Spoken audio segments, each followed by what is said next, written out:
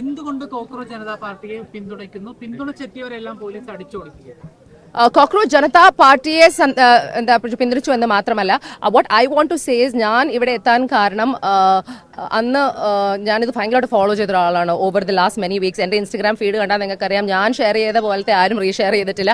അത് കണ്ടിട്ട് ആൾക്കാർ എന്നെ വിളിച്ച് ചോദിച്ചു എനിക്കെല്ലാം അസുഖം വന്ന എൻ്റെ അക്കൗണ്ട് ഹാക്ക് ആയോ എന്ന്. അത്രയധികം ഞാൻ റീപോസ്റ്റും റീഷെയറും ചെയ്തൊരു സംഭവമാണ് ഈ ഒരു ടോപ്പിക്. ബിക്കോസ് അതെന്നെ എവിടെയോ ഒന്ന് അൺകംഫർട്ടബിൾ ആക്കി. നമ്മളൊരു സിറ്റിസൺ ഓഫ് ദ കൺട്രി ആകുമ്പം ചില കാര്യങ്ങൾ, ഇപ്പം ഞാൻ വളരെയധികം പട്ടികൾക്ക് വേണ്ടി സംസാരിക്കുന്ന ഒരാളാണ്, ഞാൻ വളരെയധികം LGBTQ വേണ്ടി സംസാരിക്കുന്ന ഒരാളാണ്. പക്ഷേ ഇതും എന്നെ അതുപോലെ തന്നെ ഒന്ന് അൺകംഫർട്ടബിൾ ആക്കി. പക്ഷേ സോനം വാങ്ചുക് ജീനെ സത്യാഗ്രഹിക്കുന്നത് അദ്ദേഹത്തിന് ഒരു 20-21 ദിവസം സ്റ്റേജിൽ നിന്നും അവർ എടുത്തുകൊണ്ട് പോയ രീതി അത് അക്സെപ്റ്റബിൾ അല്ല. ഇന്ത്യ എന്ന രാജ്യത്ത് ആ ഒരു അപ്രോച്ച്, ആ ഒരു ആറ്റിറ്റ്യൂഡ് നമ്മൾ സഹിക്കേണ്ട ഒരു ആവശ്യമില്ല. ഇത് ഗവൺമെന്റ് ആരായാലും, whoever might be in power, I don't think we should be able to take that.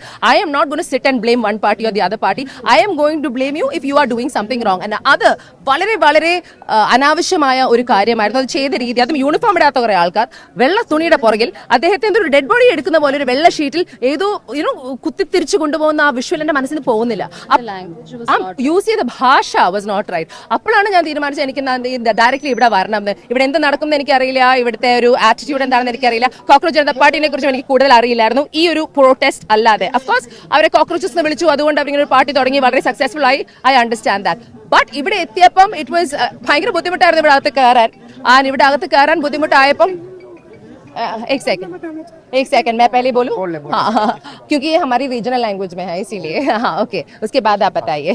हाँ, सो क्या होगा എന്നൊക്കെ. So what I want to say is, ഇവിടെ എത്തിപ്പെടാൻ തന്നെ എല്ലാവർക്കും വളരെ ബുദ്ധിമുട്ടായിരുന്നു. Was it difficult for you to reach here? എനിക്ക് ബുദ്ധിമുട്ടായിരുന്നു. ബിക്കോസ് ഞാൻ വന്ന സമയത്ത് ഓൾറെഡി അവർ ബ്ലോക്ക് ചെയ്തിരുന്നു. ദേ വർ ട്രൈങ് ടു ക്രൗഡ് എത്രത്തോളം സ്പ്ലിറ്റ് ചെയ്യാൻ പറ്റും അത്ര സ്പ്ലിറ്റ് ചെയ്യാനാണ് അവർ നോക്കിയത്. സോ ആ സമയത്ത് കുറെ പേര് ഡിഫറെന്റ് ഡിറക്ഷൻസിലേക്കാണ് ഓടിയത്. So I think they have cut the whole crowd in 3 access cut ചെയ്തു. നമുക്ക് മാത്രമല്ല, അത് ഇവിടെ മാത്രമല്ല അവർ ആക്സസ് കട്ട് ചെയ്തത്. അവിടെ ജന്തർ മന്തർ, ഇവിടെ സൻസദ്, ഇങ്ങനെയാണ് മാർച്ച് ചെയ്യേണ്ടത്. ചലോ സൻസദ് ഇങ്ങനെ നടക്കേണ്ട 9 മണിക്ക് നടക്കേണ്ട മാർച്ചാണ്. രാവിലെ തന്നെ തലേ ദിവസം തന്നെ തുടങ്ങി പെർമിഷൻ ഇല്ല, ഇതൊക്കെ നടക്കും എന്ന് ഐ തിങ്ക് അവരുടെ കമ്മീഷണർ പറഞ്ഞതാണ്. അപ്പോൾ ഓൾറെഡി നമുക്ക് മനസ്സിലായി എന്തോ പ്രശ്നം നടക്കുന്നത്. പിന്നെ ഞങ്ങളത് ഫോളോ അപ്പ് ചെയ്തുകൊണ്ടിരിക്കുകയാണ്. അപ്പോഴാണ് ഞാൻ രാവിലെ 9 മണിക്ക് ഇവിടെ എത്തുന്നത്. ഇവിടെ അടുത്തെത്തുമ്പോൾ തന്നെ ദൂരെ നിന്ന് തന്നെ ബാരിക്കേഡ്സാ. ഒരു വണ്ടിക്കകത്തേക്ക് കയറണമെങ്കിൽ, ഒരു കോമൺ ആൾക്ക് ഇതിനകത്തേക്ക് വരണമെങ്കിൽ പ്രശ്നമായിരുന്നു.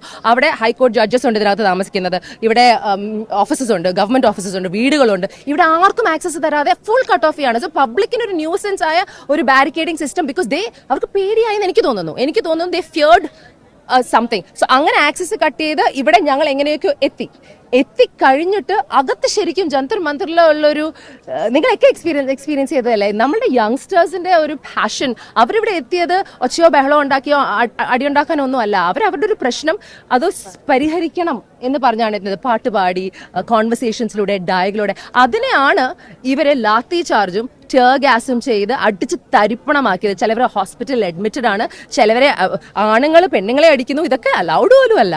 It was terrible.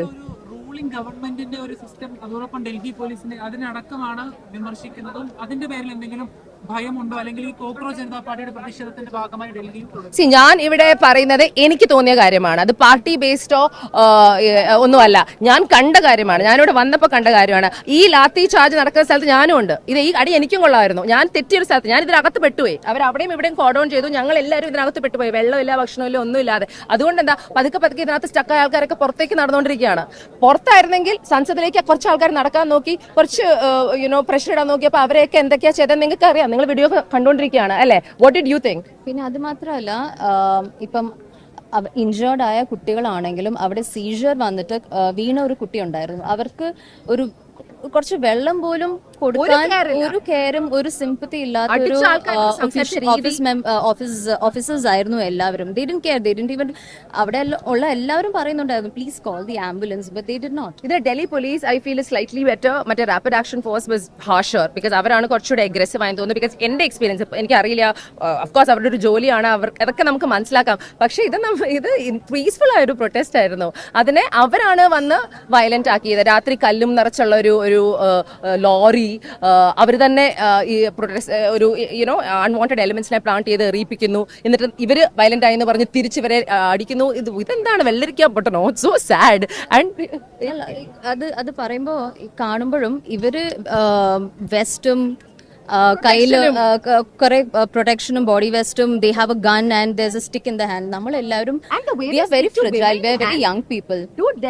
ഇവരാരും തിരിച്ചടിക്കുന്നില്ല, മനസ്സിലായില്ല. ഇവർ അടിച്ചോ എന്ന് പറഞ്ഞ് നിന്ന് കൊടുക്കുകയാണ്. ബിക്കോസ് അതാണ് ഇവരുടെ ഈ പാർട്ടിയുടെ ഒരു തീരുമാനമാണ്. നമ്മൾ തിരിച്ചൊന്നും പറയില്ല. അവർ നമ്മളെ അടിച്ചാൽ നമ്മൾ ചിരിക്കും, നമ്മൾ ചിരിച്ച് താങ്ക് യു എന്ന് പറയുന്ന രീതിയിലാണ്. പക്ഷെ അവരടിക്കുന്ന അടിയാ ലാത്തി, you have to see that. അതൊക്കെ ഒടിയുന്നവരെയൊക്കെ അടിക്കുക. So sad. ഇവർക്കൊക്കെ ഒരു ഹൃദയമല്ലേ, ഇവരുടെ വീട്ടിൽ മക്കളില്ലേ. എനിക്ക് പറ്റുന്ന രീതിയിൽ, എനിക്ക് പണിയുണ്ട്, ജീവിക്കണ്ടേ. ഞാൻ തിരിച്ചു വീട്ടിലേക്കൊക്കെ പോകും.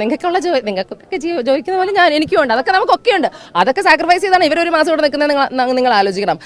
ഞാൻ രാവിലെ പ്രൊട്ടസ്റ്റിന് വന്നതാ. ആ പ്രൊട്ടസ്റ്റ് ഇതുവരെ നമുക്ക് നടത്താൻ പറ്റിയിട്ടില്ല. ചലോ സൺസെറ്റ് നടക്കാൻ പറ്റിയിട്ടില്ല. ഇതിന്റെ ടയറിന് കാറ്റൂരി വിട്ടു, താക്കോൽ എടുത്തോണ്ട് പോയി, അതുപോലെ തന്നെ സൗണ്ട് സിസ്റ്റം ഊരി. ഇതിന്റെ ഒക്കെ പ്രശ്നത്തിനിടയിലാണ് നമ്മളിവിടെ ഇവരൊക്കെ സർവൈവ് ചെയ്യുന്നത്. ഇപ്പോഴും കുറെ ആൾക്കാർ ഇവിടെ ഉള്ളത്. ആൻഡ് എന്തോരം ആൾക്കാർക്കാണ് പേഴ്സണൽ പ്രശ്നങ്ങൾ വന്നിട്ടുള്ളത് അറിയോ.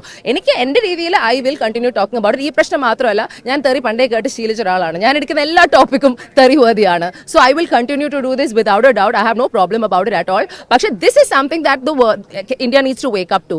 ഇതിൽ മെയിൻ സ്ട്രീം മീഡിയ മലയാളത്തിൽ ഒരുപക്ഷെ റിപ്പോർട്ട് ചെയ്യുമായിരിക്കും. ബാക്കി ഇന്ത്യയിൽ എത്ര മെയിൻ സ്ട്രീം മീഡിയ അത് റിപ്പോർട്ട് ചെയ്യുന്നുണ്ടോ ഒരു ചോദ്യം എനിക്ക് ചോദിക്കാനുണ്ട്. സോഷ്യൽ മീഡിയയിൽ ഇവർ അത്രയും നന്നായി അത് കാണിക്കുന്നതുകൊണ്ടാണ് ഇതിന്റെ സത്യാവസ്ഥ ആൾക്കാർ മനസ്സിലാക്കുന്നത്. ചെയ്യുന്നില്ല. ലോട്ട് ഓഫ് ഇന്റർനാഷണൽ ഇപ്പം ന്യൂസ് ചാനൽസ് ഈ ഹോൾ കവർ ചെയ്യുന്നുണ്ട് ഇപ്പോൾ.